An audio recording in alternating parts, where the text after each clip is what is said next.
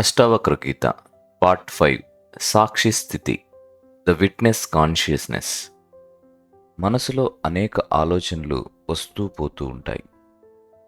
కానీ ఆ ఆలోచనలు గమనిస్తున్న ఎవరో ఉన్నారు. అతనే సాక్షి.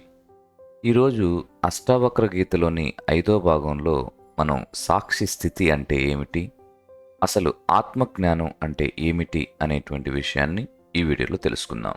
జనక మహారాజు గురువు అష్టావక్రుణ్ణి అడుగుతాడు, ఓ మహర్షి, నేను జ్ఞానం విన్నాను, బంధం తెలుసుకున్నాను, కానీ సాక్షిగా ఉండడం అంటే ఏమిటి? అష్టావక్రుడు మృదువుగా చెప్తాడు, ఓ రాజా, నీవెప్పుడూ సాక్షివే, కానీ నీవు శరీరం అని భావించడం వల్లే నీకు తెలియదు. నీ చుట్టూ అన్నీ మారుతున్నాయి, శరీరం, మనసు, భావాలు, ఆలోచనలు, కానీ నీవు మాత్రం మారటం లేదు. నువ్వు శరీరాన్ని గమనిస్తున్నావు, నువ్వు ఆలోచనల్ని గమనిస్తున్నావు, నువ్వు కలలను కూడా గమనిస్తున్నావు.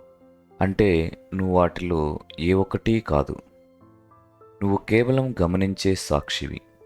సాక్షి స్థితిలో ఉన్నవాడు ఎటువంటి సంఘటనలతోనూ కలవడు. అతను లోపల నిశ్చలంగా, వెలుపల చురుకుగా ఉంటాడు. రాత్రి ఆకాశంలో చంద్రుడు నీటిలో ప్రతిబింబమే కనిపిస్తాడు. నీరు అలలతో కదిలితే ప్రతిబింబం కూడా కదులుతుంది, కానీ అసలు చంద్రుడు కదలడు.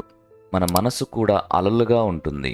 సుఖం, దుఃఖం, కోపం, భయం, ఇవి మనసులో అలలు మాత్రమే.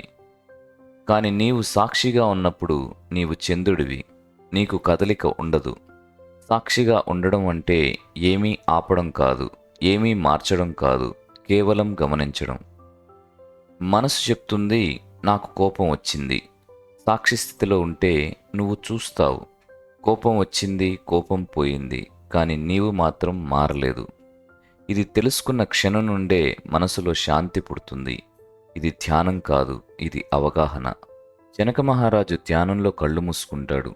శరీరం కదులుతున్నా, శ్వాస నడుస్తున్నా అతడు వాటినన్నింటినీ గమనిస్తున్నాడు. ఒక్క క్షణంలో అతనికి అర్థమైంది, నేను చూడబడ్డవాడిని కాదు, నేను చూసేవాడిని. అష్టావక్రుడు చిరునవ్వుతో చెప్తాడు, ఓ రాజా, ఇప్పుడు నీవు నిజమైన సాక్షి స్థితిని పొందావు. ఇదే ఆత్మానుభవం, ఇదే మోక్షం. మనస్సు కదులుతుంది, లోకం మారుతుంది, కానీ సాక్షి మారడు. అదే నిజమైన నువ్వు. ఈ అవగాహన కలిగిన వాడు లోకంలో ఉన్న లోకానికి అతీతుడు. ఇదే అష్టావక్ర గీత 5వ భాగం సాక్షి స్థితి. తర్వాతి భాగంలో మనం తెలుసుకుందాం ఆనంద స్వరూపం అంటే ఏమిటి, ఆనందం మనలో ఎలా ఉద్భవిస్తుంది. ఇలాంటి ఆధ్యాత్మిక వీడియోల కోసం SSR ఆన్ ట్రూత్ ఛానల్ని సబ్స్క్రైబ్ చేయండి.